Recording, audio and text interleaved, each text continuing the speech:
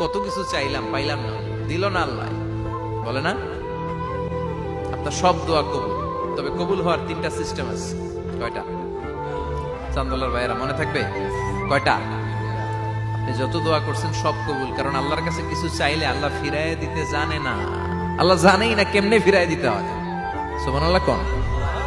চাওয়া মাত্রই আল্লাহ বলে অ্যাকসেপ্টেড, যা কবুল, দিব দিব না এটা বলতে জানে না, চাওয়া মাত্রই বলে দিব। 3 সিস্টেম। নাম্বার 1, আপনি আল্লাহর কাছে দোয়া করলেন, চাইলেন, আল্লাহ বলে দিব, বলেই তিনি দিয়ে দেন আর আপনি খুশি হয়ে যান, পেয়ে গেলেন।